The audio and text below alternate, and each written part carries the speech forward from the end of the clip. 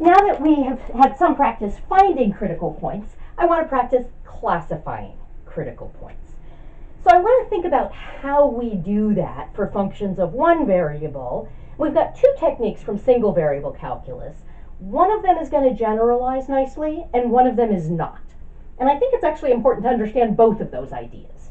So let's just say I had y equals f of x. Let's just work with x squared. So we all know that has a min when x is 0, okay? But I would find that by saying f prime of x is equal to 2x. That's always defined. 2x equaling 0 would mean x equals 0, okay? So I've got a critical point when x is equal to 0. And for functions of one variable, we sometimes call that a critical number. Sometimes we call that a critical point, okay? Well, I could try the first derivative test to see if this is going to be the location of a max, a min, or neither. To do that, I would draw a number line for f prime.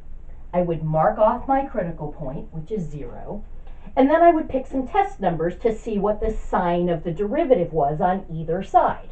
So if I plugged in, for example, -1, that would make my derivative negative, and that tells me that my function is decreasing as we approach 0 from the right. And then if I plugged in a number bigger than 0, like 1, if I plug that into the derivative, I'm going to get something positive, and that tells me that my function is increasing as we move away from that point. So I'm able to see, just from the shape of this diagram here, I'm going to have a minimum value at 0. Now, that technique does not generalize to functions of more than one variable. And actually, at this point, when we're talking about classifying critical points, this is something that we're going to be doing just for functions of two variables. This doesn't generalize to functions of two or more variables, but we're going to get something that does generalize to functions of two variables. Okay. The reason this doesn't generalize is exactly the same as the reason that we can't use paths to show that a limit exists. If I have a point P0 in 2 space, that's very different from having a point on the number line. If I have a point on the number line, there are two sides of that point that I could be on. I could be to its left, and I could be to its right. So I can see the direction that the function is moving. Is it increasing or decreasing as I approach the point and as I move away from the point? If this is my P0, there are infinitely many directions from which I could be approaching P0. So maybe my function is increasing as I come in from here, and it's increasing along here. If it's always increasing as I approach P0, then I can expect P0 to be the location of a max. But I'm not going to be able to check that it's always increasing as I approach P0. Okay. By the way, I'm talking about as I approach P0. Here, approaching 0 from the left, you can see we're decreasing. I would say here my function is increasing, but if we're approaching 0 so that we're reading it backwards, as we get closer to 0, the y values are actually decreasing. So as we approach 0 from either side, the function's values are getting smaller. We're going to have a minimum at 0. The problem here is I can't check every possible direction. So I could see that maybe we're increasing as we approach P0 from one direction, and maybe we're increasing from another direction, but that means I've checked two directions out of infinitely many. I can't possibly look at all the different ways that I could approach P0 to see whether my z values are always getting bigger or always getting smaller. So the first derivative test does not generalize to functions of more than one variable.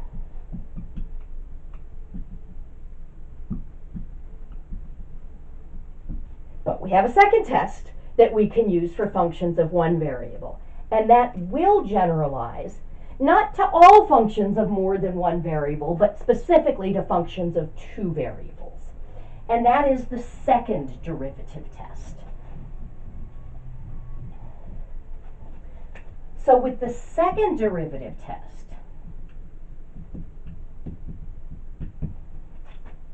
I still calculate my critical point. That's going to be 0. But then I would evaluate it at the second derivative.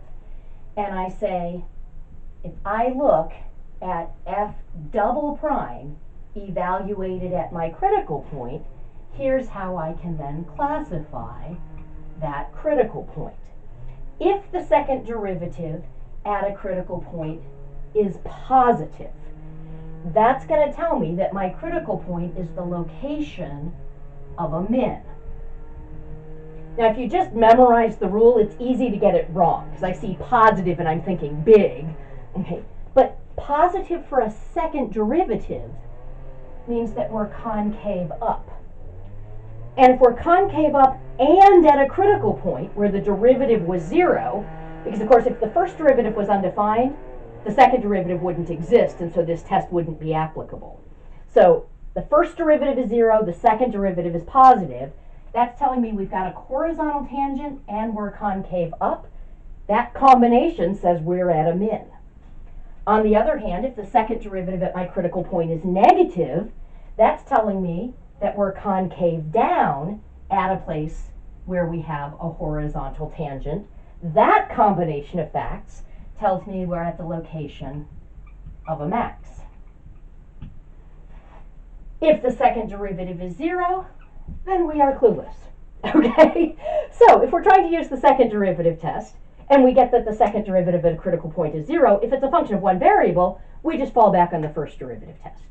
We're not really going to have a fallback if our test doesn't work for functions of two variables, but that's okay, because we're going to have plenty of times where it does work.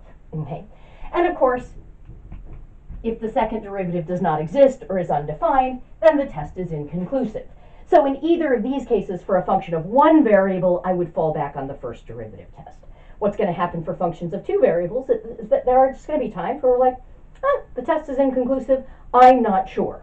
So I might be able to figure things out if I was able to figure out what the graph looked like.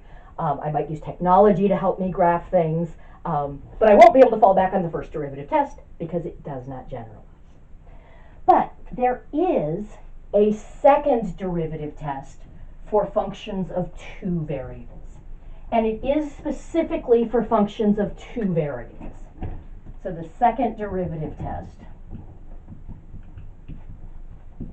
and it's also known as, aka is also known as the second partials test, because of course we're using second partial derivatives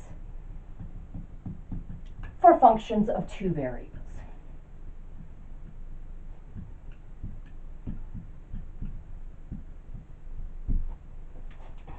Okay, and here's how it works. Oh, I did want to emphasize two variables. This is the thing that we're doing here that only works if we have two variables, and that has to do with the number of second derivatives that we have. Okay, so if I have z equals f of xy, my first partials, I'm going to have two of them, right? I'll have f sub x and I'll have f sub y. For my second partials, I'm going to actually have four of them. F sub xx and f sub xy. F sub yx and f sub yy. Because I can take the partials of each of these with respect to either x or y. Now, if I had a function of three variables, I would have three first derivatives, and then I would have 8 second derivatives. Yes. Okay. Had to think for a moment. Okay. And so this won't generalize to that, but it does work if I have two variables so that I have a total of 4 second partials. What I'm going to do is I'm going to define D to be the determinant of a 2 by 2 matrix that I can build using these 4 second partials. Okay. So I'm going to say let P naught be a critical point. Okay. So I'm going to look at f sub xx at P naught, f sub xy at P naught, f sub yx at P naught, and f sub yy at P naught. So D is the determinant of this matrix. It does matter what you put where. Okay, so the first row is for the second partials where the first partial was with respect to x. So it's xx and then xy. The second row is for the second partials where the first partial was with respect to y, f sub yx, f sub yy. Okay. The non-mixed partials are on this main diagonal. The mixed partials are on this diagonal. Now, there are some ways that I could rearrange this so that I would get the same determinant. But it is very important that that is the matrix that I work with. The reason is this matrix by itself is the second derivative of f. Kind of cool. So the first derivative of f would be the gradient, which is a vector, okay? But then the second derivative is actually this 2 by 2 matrix. Kind of mind-blowing, okay? But the position of the things is actually very, very important. Now, this semester we're not working very much with functions that map from a two-dimensional space to a two-dimensional space, which is what a 2 by 2 matrix would allow us to do. So we're not really taking a look at this matrix as the derivative. We're really focusing just on the determinant because that's going to be a tool for allowing us to classify our critical points. But I do want you to work with the right matrix. Okay. Now, these mixed partials, we know something about them. Okay. If they're continuous, they're equal. Okay. And the second partials test is only going to work if the second partials are continuous. Okay. So, if these guys are all continuous, then I can say this is f sub xx at p naught times f sub yy at p naught minus this product, but that's just f sub xy at p naught squared. Because this guy is the same as this guy by the equality of mixed partials.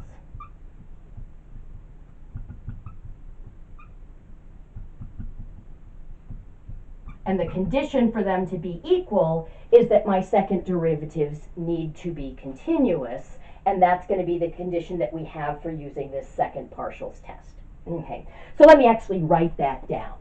So for two variables, if we have all of this, if all second partials, mixed and non-mixed, are continuous. If that's the case, we define D to be the determinant of this 2 by 2 matrix, which is actually the determinant of the second derivative evaluated at our critical point, which is just this.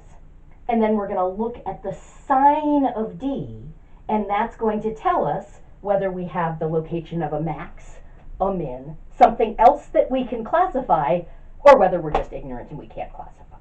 All right, this video has been going for a little while, so I've sort of set up what we're going to be taking a look at. Let me give you the final criterion on what values of D will tell you what in the next video.